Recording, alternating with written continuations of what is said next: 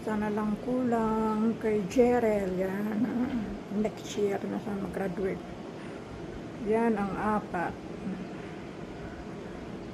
Nurse, business management, tourism, business din ata yan.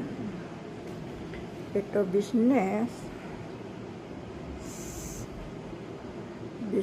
bank niya, bank, accounting, business. Ayan. Picture yan. Wala ditong kay Perper. Isa na wala. So, apat ang graduate. May work na yung apat. Ito na naman ang mag-graduate. At saka isa mag-college. Ayan.